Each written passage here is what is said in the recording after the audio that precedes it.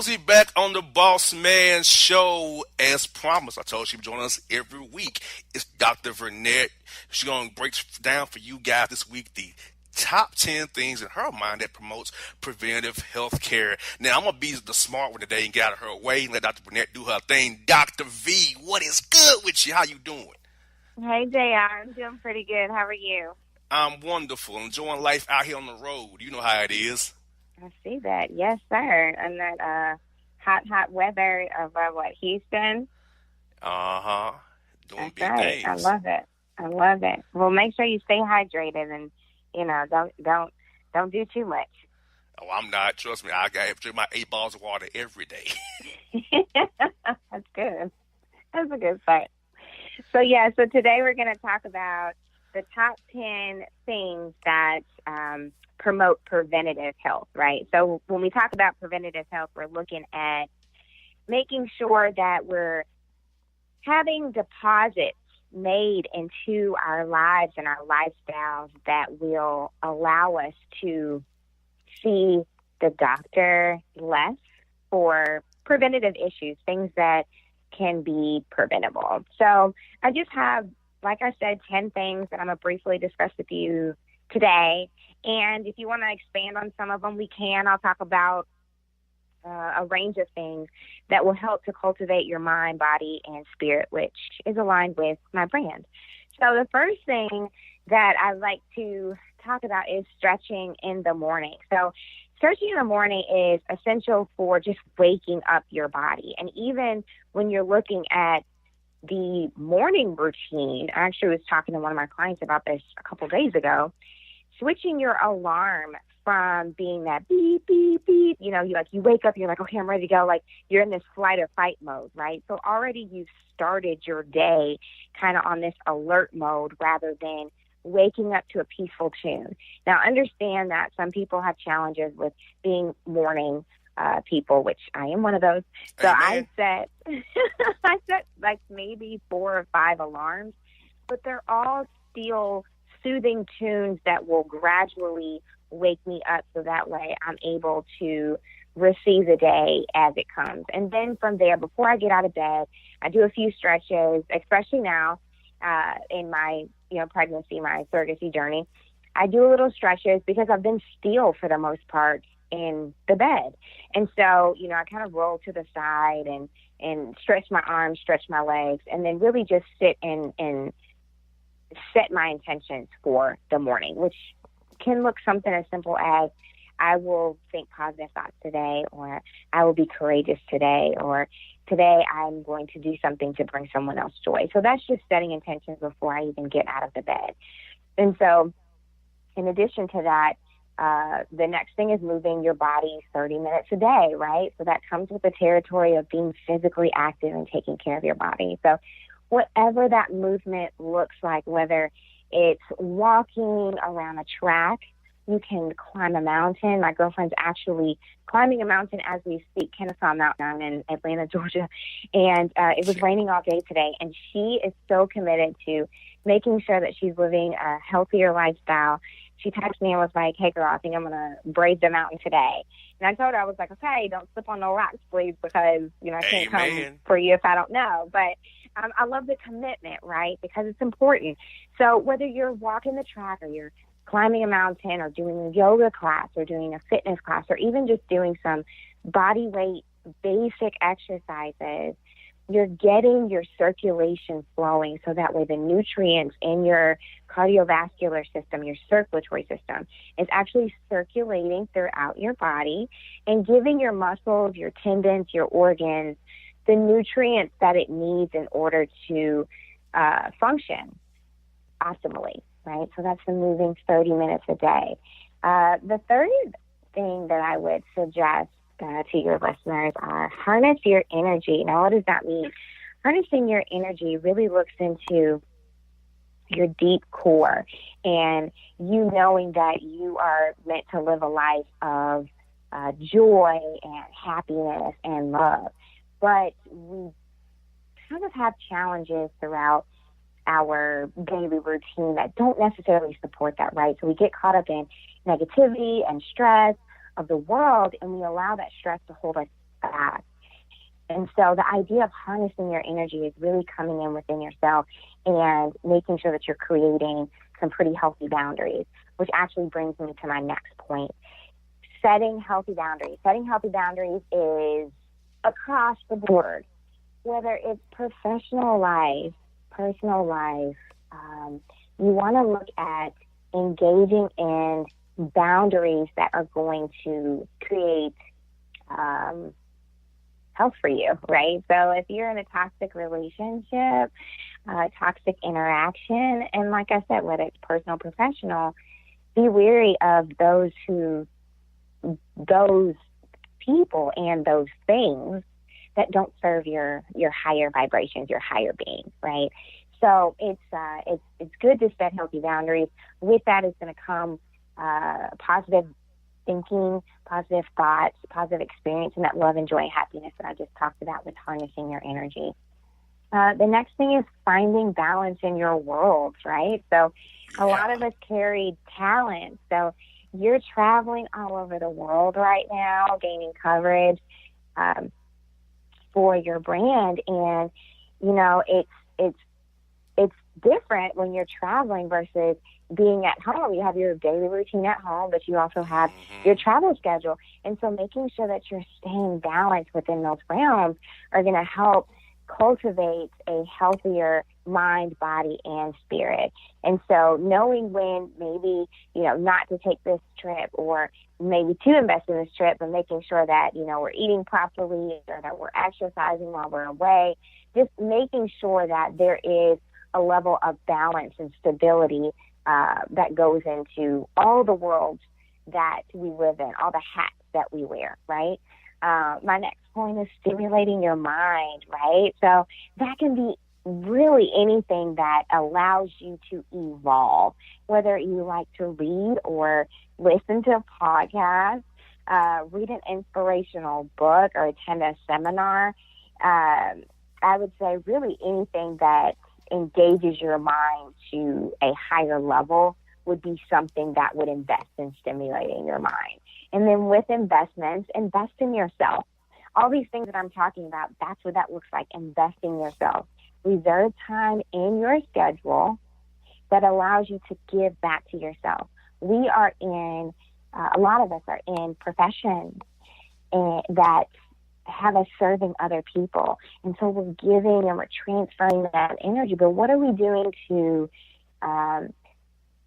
stay within ourselves and within a safe space to be able to give back into our energies, into our mind, reinvest in ourselves so that way the cycle can continue to giving to others.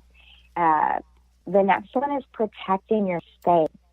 That's a big one for a lot of the clients and patients that I work with. Protect your space simply means setting those boundaries, right? We talked about that a little bit earlier. But protecting your space is more so knowing exactly what you can and cannot tolerate within your tribe, meaning the people that support you, within your home, within your work life, and making sure that you are very adamant about making an effort to create that protection, right? So it kind of speaks for itself. I can't really elaborate on that one. But the last two is reserving quiet time with yourself, right? It's important to be able to quiet our minds. We're in a society that goes all the time. We are on, go, go, go. And it's like, okay, when do we really kind of settle down and just be still? And that can look like meditation, which late nights for me. You know, thinking late nights for you, right? Because you work, like you know, we work a lot. And so a lot of times our quiet time is that late time, or those who have children or those who are obligated to other people, partners in their lives, you know, that time by themselves, it's really important to be quiet with themselves to be able to hear their thoughts, hear their spirit. If they have a vertical relationship or a spiritual relationship, be able to have that conversation with that higher power within your world. And then the last thing that I absolutely love is exercise patience with compassion. And that really kind of wraps up the whole dynamic of 10 things that promote preventative health care. Because if we're able to exercise patience with ourselves and patience with others and show compassion, show understanding within the life that we live, we are able to be more balanced in our world. We're able to create more healthier habits. We're able to protect ourselves, space. We're able to invest in ourselves and harness the energy and, make morning routines count with intention. Overall, you're creating a lifestyle that's so much more healthier for you, so that way we can create longevity in our life and in the quality of the life that we live. So those are the 10 things that I would suggest for our audience to do on a daily basis to be able to promote preventative health. I think that's right. And it's so funny, Dr. V, that you got John over here giggling. He's just like, how do you do all these things? Because John is right here with me. Hi, John. Hi, Doc. How you doing? I'm good. How are you? I'm doing good. I've been listening along, and you're 100% right in what you're saying, because I do all kinds of different stuff, right? Different kind of businesses on the air with JR. He's got all kinds of crazy travel going on. So do I. So it is hard for us to find that quiet time. Sometimes you're getting ready to sit down and have a little bit of moment of relaxation with yourself or with your loved one, and something comes up, text message, email, phone call from work, whatever. I found sometimes at a certain point of the night, I just have to shut my phone off, vibrate, and just set it off to the side and just chill for a little while and just let myself be still, Absolutely. And it's some of those habits are a little bit harder to start, but once you get into that routine, it creates a peaceful environment for you to be able to receive the stressors. I mean, that's really what it is. We always have stressors. We always have something going on, especially in the world that we live in. We wear multiple hats, but when we're able to unplug, right, ourselves from this ongoing world that's ever evolving, ever, entertaining and such, we're able to really be able to be quiet with ourselves, balance, and be there for the loved ones, and for ourselves. And it creates a healthier mind, body, and spirit. Absolutely. Well, most of my quiet time involves ice cream, JR, so. I think Dr. V will love that right now with what she got going on. Sometimes you just got to eat your feelings, right? Hey, you know what? A healthy amount of ice cream can soothe the soul, okay? I am not against that at all. Yes, indeed. We can be friends then. You both. And for me, it's a Sonic Slushy, Route 44 Powerade so Slush. Good. Yes. Or a hot fudge Sonic Sundae too, John. Oh, love that. Yeah. No doubt. Love those. But we will not go to the varsity because that would make me throw up and be sick the next day. Ain't doing that. So our praise to the varsity never sponsor this show based on what I just said, but whatever. Every time I eat there, I end up in a position like I'm them bugs, John, that be crawling around your door that curl up. That's me when I eat the varsity. Goodness. Well, that's part of setting healthy boundaries, right? So yes, the varsity is not in the best interest for you. Right. Not at all. Exactly. You got to know your system. Yes, you indeed. Do. Yes, indeed. That's investing in yourself, right? We talked about that. Yes, indeed. Knowing that, that won't be good for the show or me going to the varsity. No. You better believe that. Well, Dr. V, I hope you have a great week. And we'll talk to you next week. Great job, as always, for the next week's site segment with you, with John and myself, all right? All right. You guys take care and be good. All right, you too. Bye now. 3,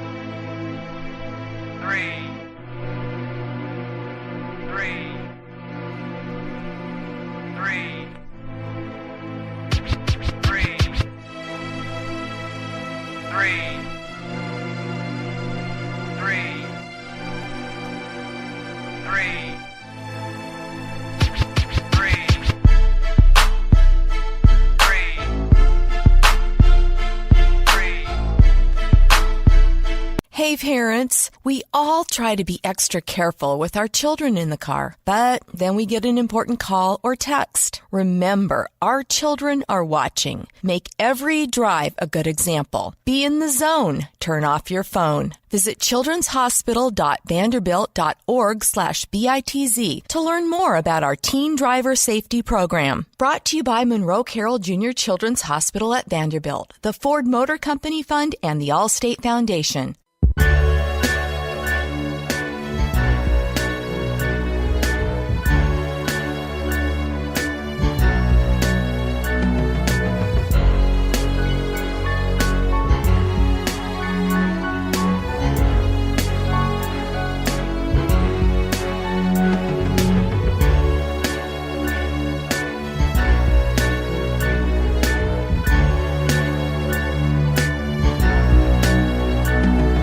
Folks, we're back on the Bossman Show. Here we got a great guest for you. You know him for playing in the NBA. We coached in the NBA. Coached at Louisville, also played in Kentucky. Now he's the head man of the Purple Aces, John. I'll be playing poker. The Purple Aces, my man. It's Walter McCarty of Evansville. Coach, how you doing, man? Man, I'm doing great. Thankful to be on here with you guys. Thanks for having me. Yes, indeed. Now, Coach, I can talk off air a little bit about this, Coach, but I hear it in your voice how excited you are to get this head coaching gig in your hometown, place you grew up in, around people that know you your whole life, man. So, with this job you're taking about, how has it been with the people around you, the community, the university, knowing that one of their own is now leading the Purple Aces to a new horizon now with you at the helm? Man, it's been great, man. The people have really come out and supported me. And I've been putting my whole life here in high school and then at Kentucky and then in the NBA. So just to be able to come and represent, our home school and represent our community, I'm really excited. They've really come out and shown me so much love. And, the ticket sales have really boomed. And, just the people are so excited about me being here. And it's just been, man, it's just been fun. Like I said, I'm so grateful and so appreciative that the people have really welcomed me back in the manner they have. Now, Coach, what is it about the city, the administration, in general, the move to Evansville? What about it resonated with you and your family that ultimately made you decide to leave the Celtics and then take this opportunity? Well, first of all, just being really familiar with the city and the university. As a kid, growing up going to Aces games, with all my buddies, and they had really good competitive teams, and it was a fun environment, fun atmosphere to come to. So those memories, man, really helped. But just as this process went on, and just really speaking with the AD and everybody involved, man, just to know their vision, to see the resources that they have here to be successful. I think that we have the best facilities here in this conference, and I think that this is really set up to be a special place. And all those things had a little to do with it, but also the community. This is a basketball community. I love the basketball here in Indiana, and I've seen the droves of Aces fans before, and just to be here and to see those people come back out and be thirsty for us to put a good product on the floor, man. Just has me really excited. It had a lot to do with it. Now, Coach, you guys play downtown at the new arena, or do you play on campus? I went to the arena for the it was crazy down there. Yeah, we play downtown at the Ford Center, and it seats 11,000 people. So we're excited, man. I think we can really have a home court advantage. When teams come into play us there, and we're excited. Like I said, I think we have great facilities. For a mid-major, and we just look forward to really taking advantage of that. Now, Coach, for you, you've been an assistant coach for a long time, working with a lot of great players. Mm-hmm. So what's the adjustment for you moving up that one to be the head man where you make all the calls now? So how's that process working for you? Now, are you leaning on some of your old coaches who's been college coaches before and old in the NBA but can help you kind of make the transition for you a little bit easier and smoother for you going forward? Oh, definitely, man. I'm really leaning on a lot of people. A lot of guys that I grew up who are mentors for me, playing basketball, who are good friends, who are assistants at other universities, but also Brad Stevens has been huge and been key. Danny Age has been key. Rick Pitino has played a part in it. So just really being able to use those guys to really help help facilitate a lot of decisions, and then just getting my feet wet. But one of the big things for me, the number one thing was really being able to hire a really good staff, and I think a couple guys that I've hired, especially Ty Lickladder, being able to have him on my staff and the experience that he has, I'm able to lean on him a lot too, and really learn to fly with him. And so I've just been very fortunate. There are a lot of people that I can call up and that can help me in every situation. Now, when we look at the recruiting aspect of the new job, Coach, what kind of guys are you going to target to bring into the program? Is it going to be high school freshmen, JUCO guys, transfers, a mixture of all three of those, maybe an international guy or two? What do you think you want to bring in as far as a talent level and also, an off-the-court type of personality, what you're looking for? Right. I want to bring guys who can play, the best players that we can find, and then, figure it out once they're here. But I want to play, really fast, and I want guys who are long and athletic who can play above the rim, but guys who can play multiple positions, whether you're playing a 2 and 3 or a 4 and 5, but just guys who really make it tough on other teams. And that's what I'm looking to do. Guys who can play the type of style that I want to play, which is fast up and down, guys who are versatile, who shoot the three, put the ball on the floor, become a rim threat. Just guys who really have a really good understanding of the game, but also who can play multiple positions. Officer Walter McCarty here on the Bossman Show, and the coach of the Evansville Purple Aces with us here. Now, Coach, got to ask you about the non-conference scheduling, Coach. I know that's probably done for you for this year. Are you going to be one of the coaches who want to challenge your team early in the preseason play to kind of get your team ready for that conference play? You're going to try to take some 2-for-1 games, guarantee games, try yourself against the Power 5 team. So what do you want to do for your team going forward here, Coach?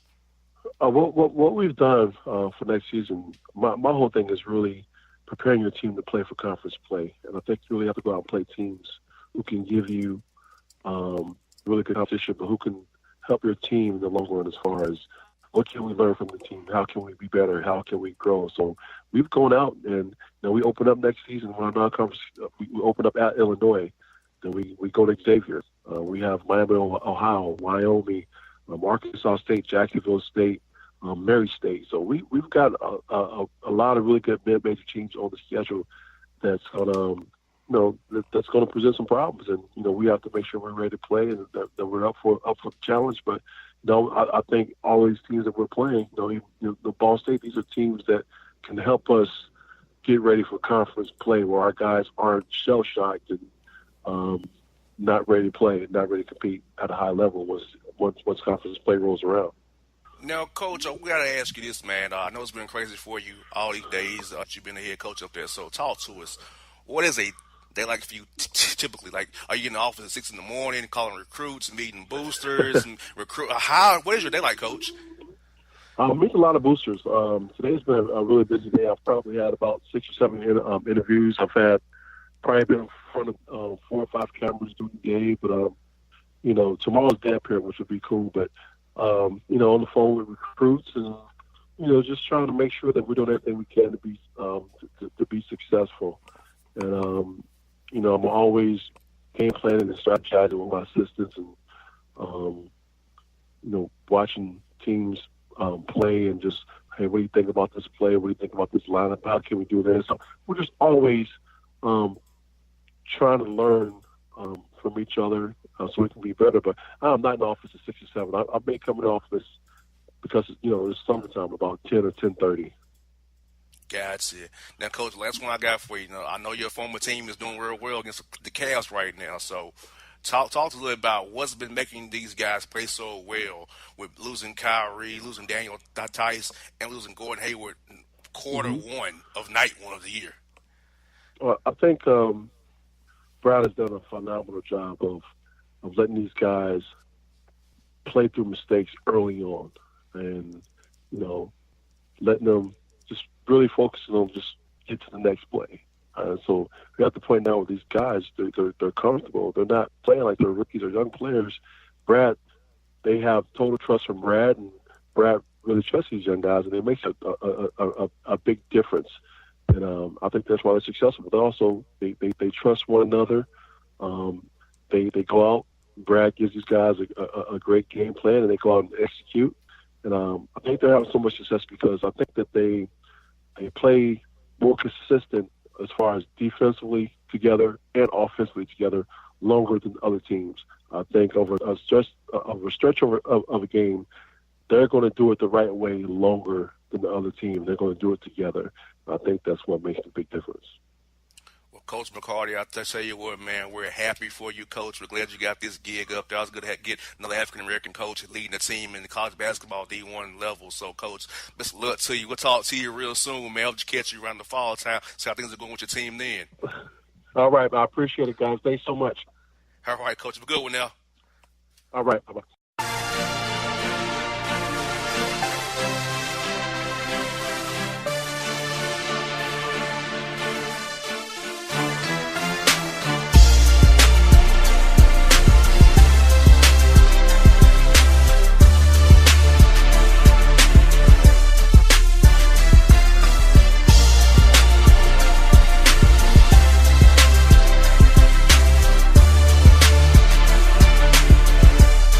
When you're a teen, you finally get to make some of your own decisions. Who are you going to hang out with? What do you want to be? Are you going to glance at that text while driving? Remember, a split second is all it takes for something tragic to happen.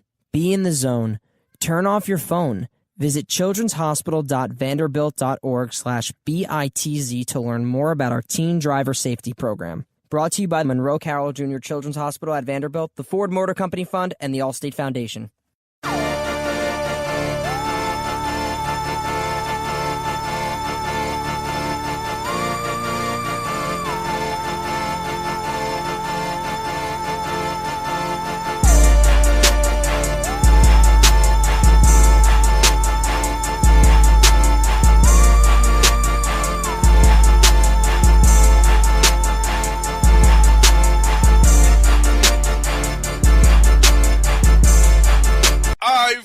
Back on the Bossman Show, tell a three-man weave is Boss, Beckler, and JC. What's up, Market Brothers? How y'all doing, man? Chilling. I hear that. I know. JC said chilling. Bruh. Man, listen, we were just talking about you, JC. We were just talking about you, right? Yes, we were, man. I was wondering how my man doing with the Grizzlies getting the fourth pick in the lottery and not getting that number one spot. I know I'm kind of depressed for the Hawks not getting number one seed, number one pick, because had Coach Bud not won those late season games, those 5 games, could have got number one pick. Memphis, number 2 worst record, got bumped down to number 4. So JC, man, the lottery set us up for the field, bro. We was hyping in Atlanta, hoping something good. Y'all hoping something good, and y'all got put down the 4. Got bumped the 3. Now we got to get Marvin Bagley now, not Ayton or Doncic. Well, like the way things went this season for the Grizz, we can't do anything right. We can't even tank right. Like this year was just. How you lose almost 20 games in a row and still end up picking 4th? Like I don't get it, man. I don't understand it. But it is what it is, and I guess the consolation prize, since we can't get Ayton, we can't get Luka. Bagley will not drop past 3.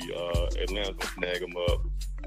So the consolation prize is gonna be Jaren Jackson, who I think is gonna be a great player, when it's all said and done, but he's just not that name that's going to really, get you hype or get you excited right now. He's a project, but I think he's going to have an impact, day one. But this is not the flash, that we were hoping for.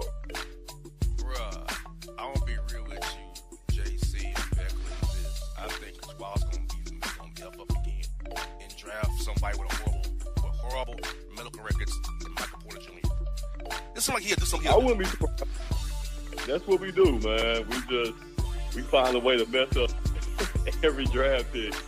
When you think about over the last 10 years, the only first-round pick that is still on our roster as we speak is Mike Hunter over the last year. That's hard to do. You know what I'm saying? Like, how do you miss out How you mess up all these first-round picks over 10 years and not the only one that's still on the roster is Mike Conley? It sounds like you guys are the Browns of the NBA. That's what it sounds like. You know what? That is a very, very fair comparison, Beckler. I would definitely attest to that. We are definitely akin to the Browns of the NBA, basically, at this point. So let me ask you a question real quick, both of you guys, JC directly. The NBA draft, and I'm not a huge follower of the NBA draft, so I might be speaking out of turn here, but it seems like it's gone a lot more, even over the past couple of years, towards younger college players, obviously leaving early, but international players. It's definitely not like it used to be. Even 5 years ago, I would say it's really rapidly becoming a crapshoot with these guys. I mean, you're really rolling the dice with some big money on these lottery players, aren't you? Yeah, absolutely.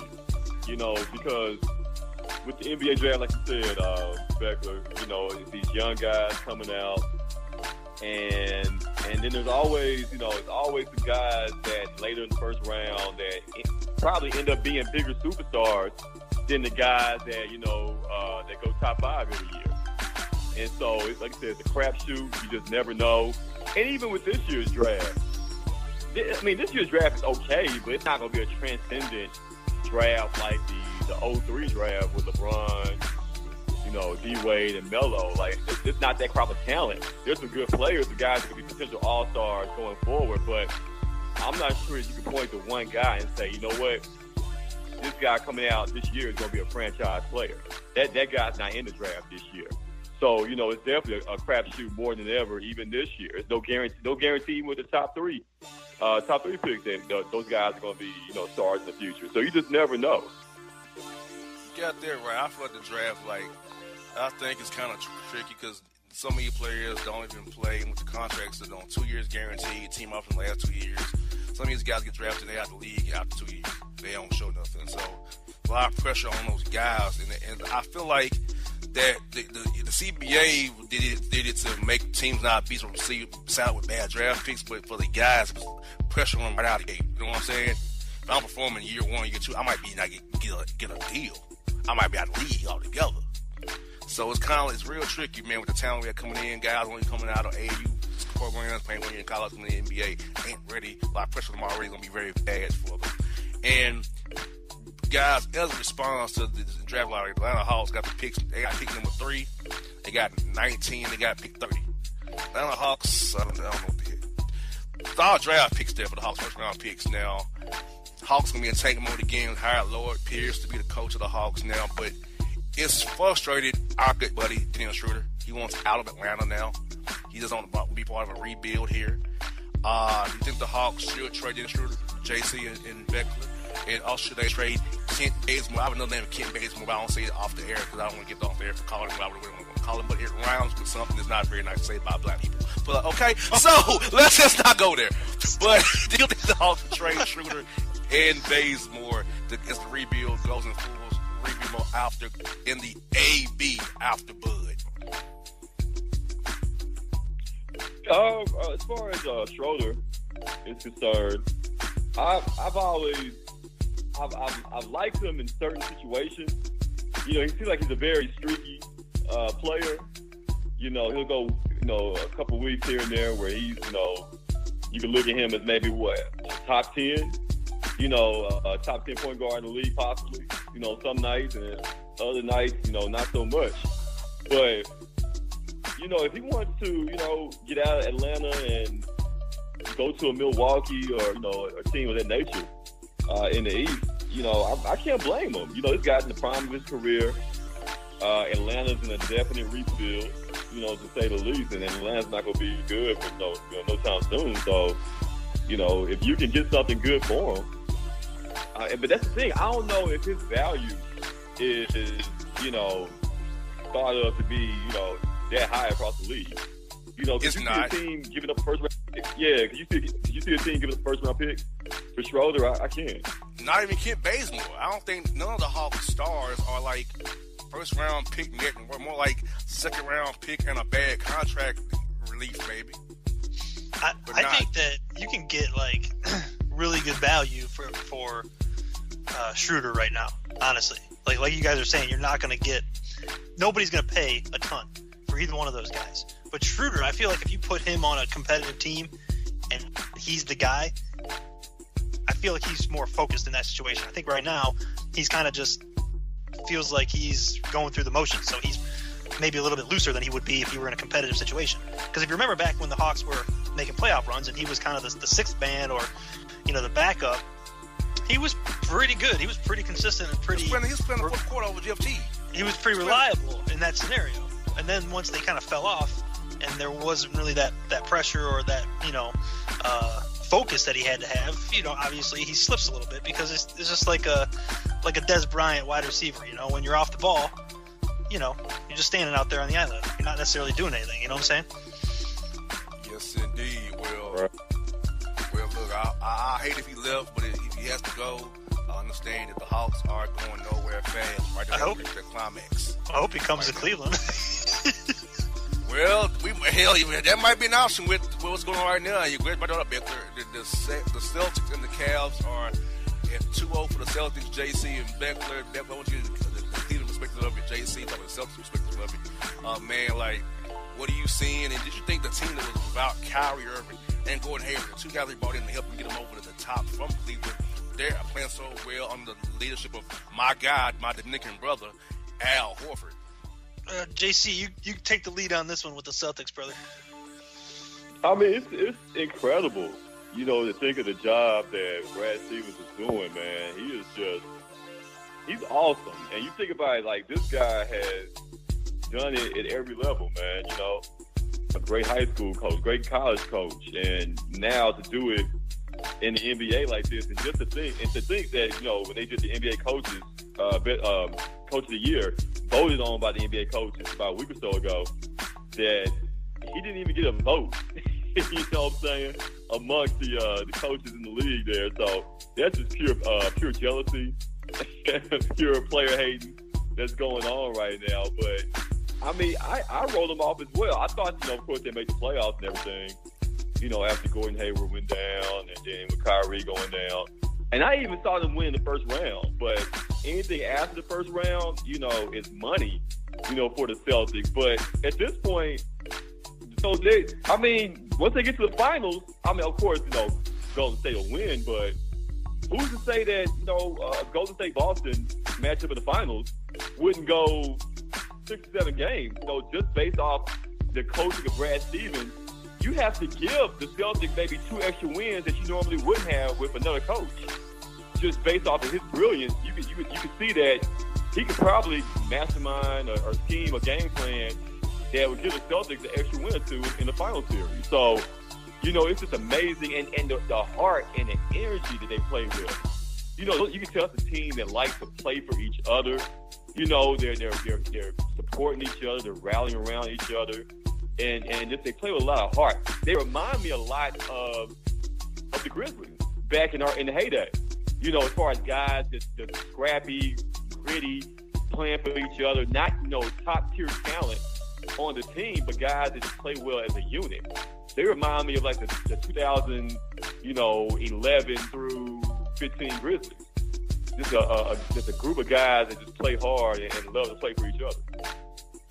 Yeah, I don't disagree with any of that at all, JC. I think it was right on point. Now, as far as the Cavs are concerned in this series, I mean, Game 2, LeBron puts up a triple-double in a losing effort. I mean, we've seen some of this before. I think Game 3 is basically going to tell us the rest of the series. If the Cavs win Game 3 at home, it probably goes the distance, but the Cavs are going to have to beat Boston in Boston. They're going to have to win a game on the road to win this series. And I think, if I'm not mistaken, Boston is undefeated at home this postseason.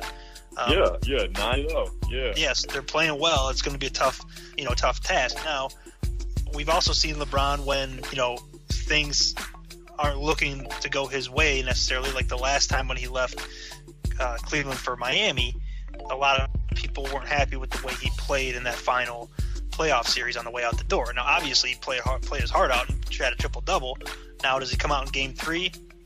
And I'm not saying he's, throwing up his hands and not playing as hard as he can, but it's demoralizing when you put up a triple-double and you don't have the team around you to help you close that game out. So had they won game 2 with the triple-double, that really changes the complexion of the series. Now they're coming back home down 2 games. You got to win game 3. And, how much does this team have left in the tank after, kind of a demoralizing loss in game 2? I don't know. So if they win game 3, I think it goes the distance. If they lose game 3, obviously, then I think the series ends either in, 4 or 5 games, depending. But that's just the way I look at it. I don't think the series is over, but we're going to find out in game 3 how the Cavs come out in that game, what their intention is for the remainder of the series. Are they going to fight, or are they just going to say, let's pack it in and see you next season? I think the Cavs know that it's over. The LeBron run is over. I think LeBron's won that though already. He's still going to play hard, but JC, and I think this is going to be a repeat. And this left Cleveland first time. Last game in Boston, walk off that court, he's out of Cleveland forever until he could come back to retire after his career. Because I think he's out of there. That talent he got around him, JR, Tricking Tristan, Rodney No Hood, George Over the Hill, Teron, I can't help nobody but LBJ Lou. You remember when he first left the Delonte West storyline? Yes. Putting hot sauce in my bag. Oh my God, dude. Delonte West. Is there more? JC, is Braun gone, bro? I think he is. Yeah. Personally. Yeah. But, guys, I gotta say something. I don't know what he's gonna do. Because the Lakers are waiting on Kawhi Leonard. Philadelphia don't really need him. And where else are you gonna go try to pull a Chris Paul opt in and force a trade? I mean, Houston. You gotta go to Houston, right? Because the Warriors gonna make quick work of the Rockets. So that would give, LeBron all the reason in the world to go to Houston and try to help them get over Golden State. Get over the hump. So that seems like the only logical, destination at this point for LeBron. Not that this is even in the realm of reality, but what if he ended up with Golden State? Like, it would just be like, they just decimate everybody. It'd be like Globetrotters versus Generals every night. We're done. That'd be crazy. I still think he's going to go to a major market. I think that's his thing. He's gone to Cleveland's, a smaller market. Miami's probably a middle market. And now he's looking to win in a major market, whether it's on one of the coasts or in Houston is a major market. Something like that, I think, is probably the last frontier for him, right? Yeah, wild card. Maybe David Fizdale, but I don't see him going to the Knicks. But I'm just saying, I can't place it because the way the league is shaping up, Philadelphia, Ben Simmons is good with the ball in his hands. You don't really want to put LeBron on the ball to the ball out of Ben Simmons' hands. I just don't see a good fit for him besides Houston unless he forces a trade to a team. But signing outright, I don't see it. How many years does he have left? Just let's start with that. Opt in next year if he takes it. No, I'm saying like in his tank. How many years left in his tank? Yeah. I think he still has a good 3 or 4 years of like prime years left. I agree, dude. I think that dude could probably play for. I mean, listen, only he knows his body, but he don't look like he's slowing down at all to me. I mean, dude's built like a brick S house, and he's a tank, dude. He doesn't have a lot of injuries. I mean, he's had a little here and there, but nothing major. Yep. I mean, he gets beat up, but that dude, he's freaking stacked. So I mean, he puts when I watch him play, he hurts other players more than they hurt him. Even when they're hacking him, when he goes in, his body contact is hitting them harder than it's hitting him. So I think he's protected his body well over the years. I think he's got at least, like you said, 3 to 4 prime years, probably 5 to 7, playing years left, if not more. If he wants it. If he wants it. That's right. If you want what, guys, it's been another great 3-man week with Boss, Beckler, and JC. And JC, before you go, tell me what's going on at Clicks Sports Bar, Memphis, the best karaoke on Saturday night in the city of Memphis. Tell them about it, bro.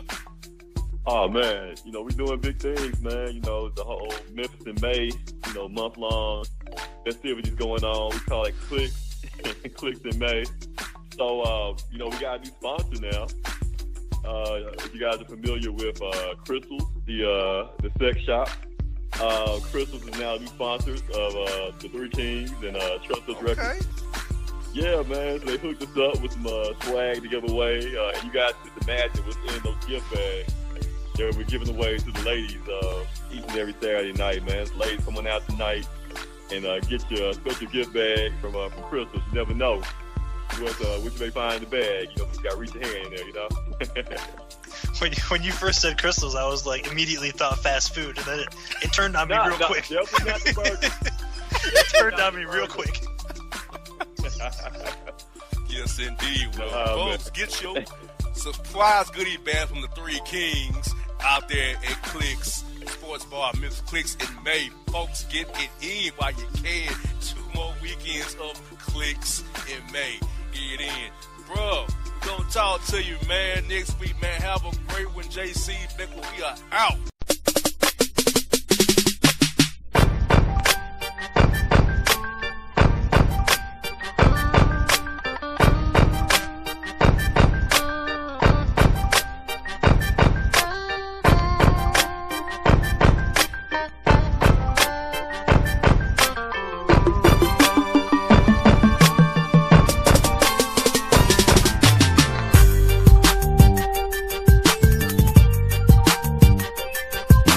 All your photo, video, and voiceover needs, check out the fine folks at Blueberry Productions. They will take good care of you. If you don't believe me, you can see for yourself. Check out their work at blueberryproductions.tv, the Facebook page, Blueberry Productions, also a Vimeo page, a YouTube page, and it's Blueberry, BLUBERRY, Prod on Twitter. Check them out today. Blueberry Productions, great people, great work, great service.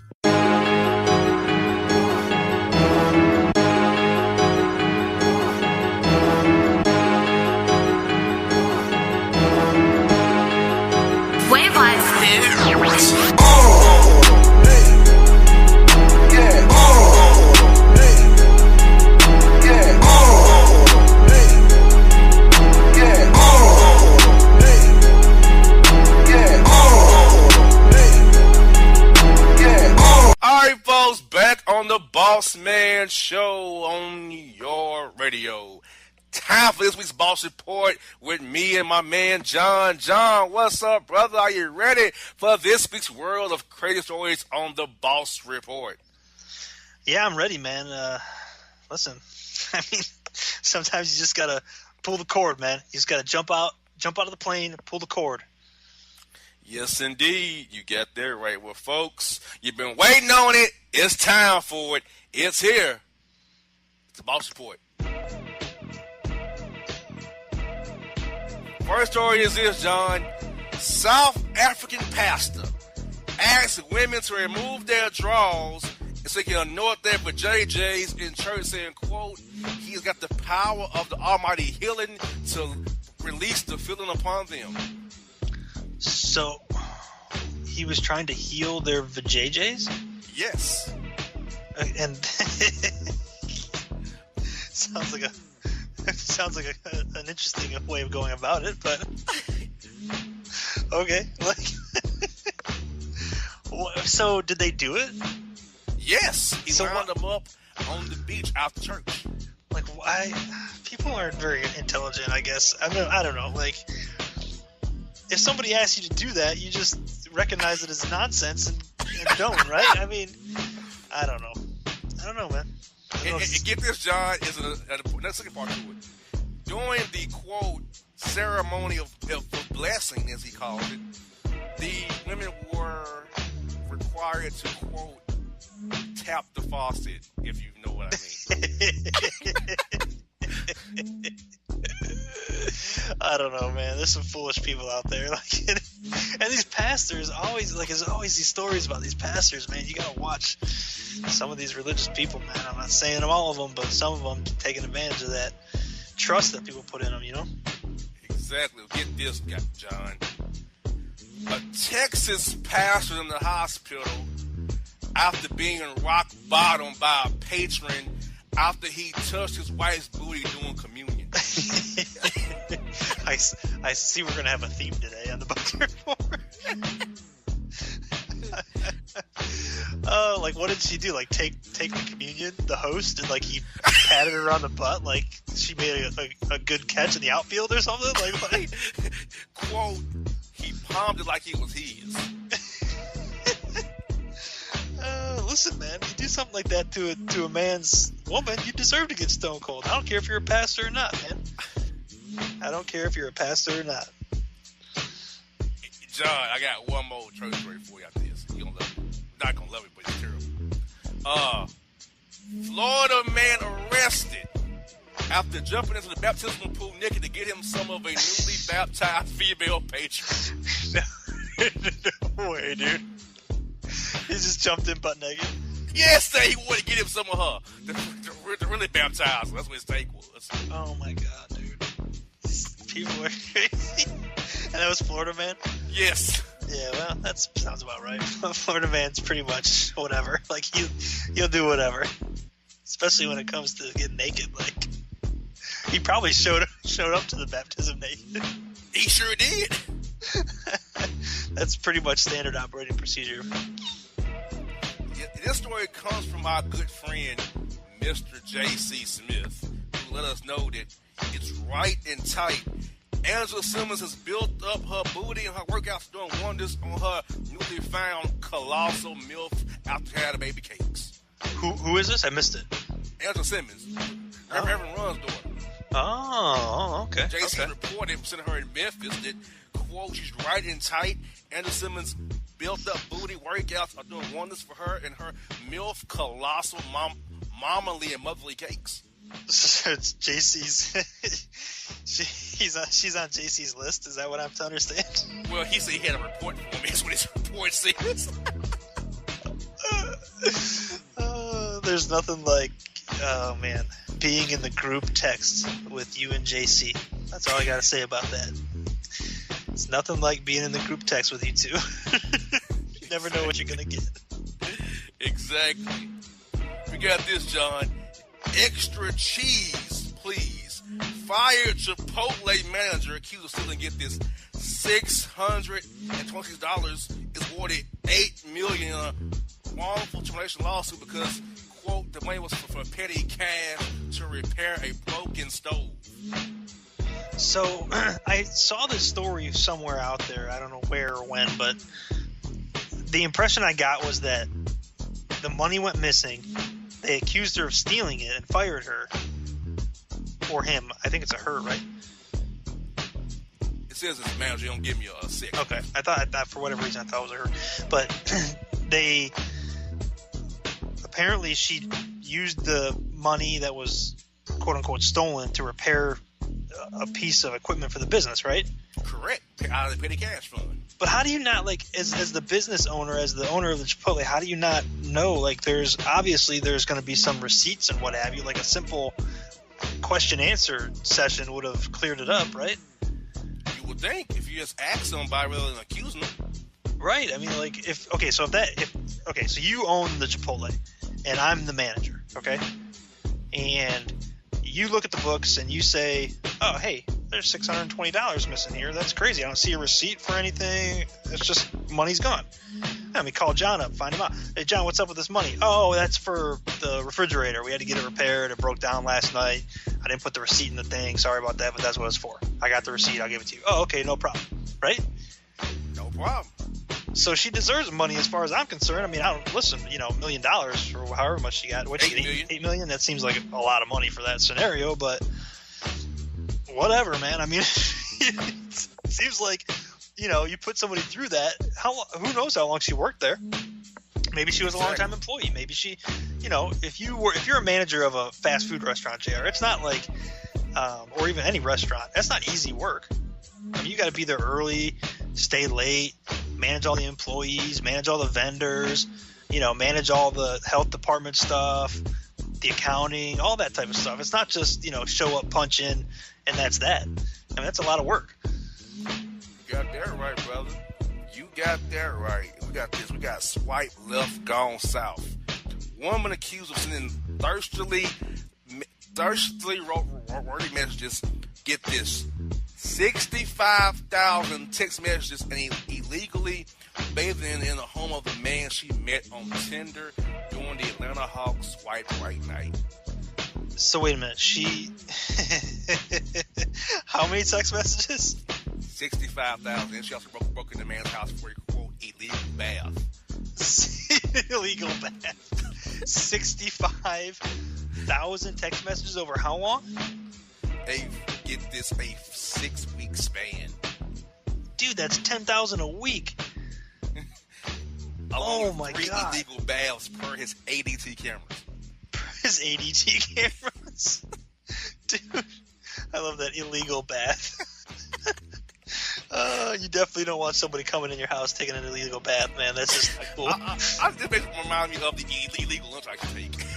That's right, the illegal lunch. JR used to call me up, and he used to tell me he was on an illegal lunch. I'm like, what the hell are you talking about, illegal lunch? And he explained it to me. Tell everybody what the illegal lunch was.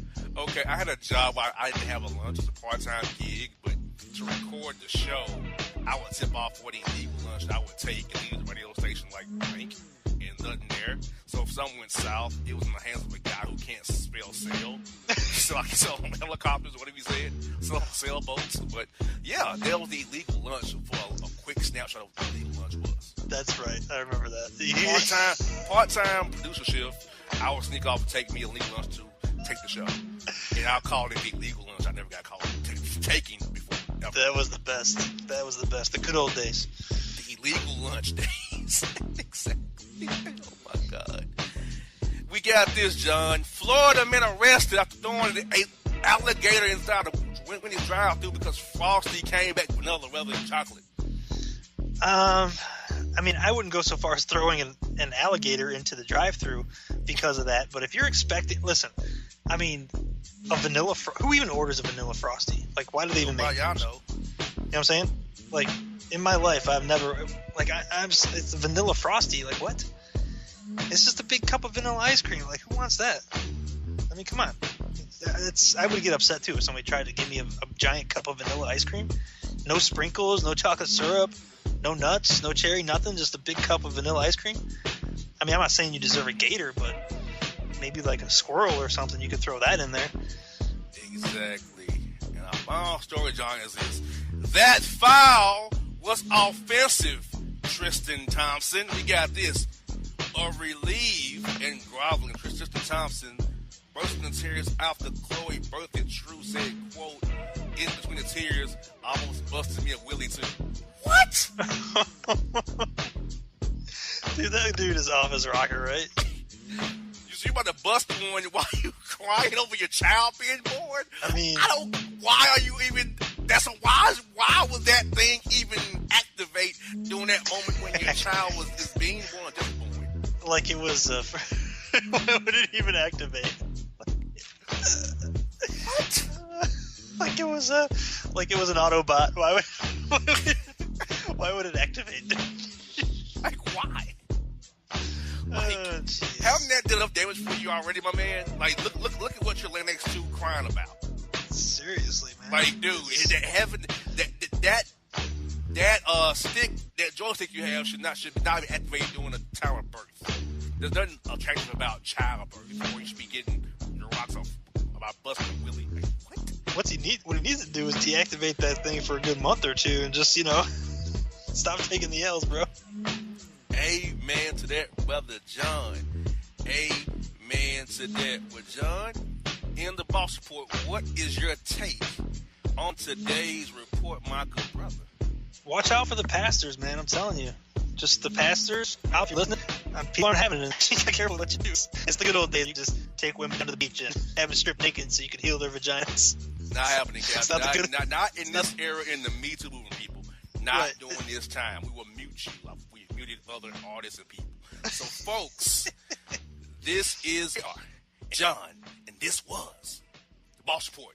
And if you don't know, now you know.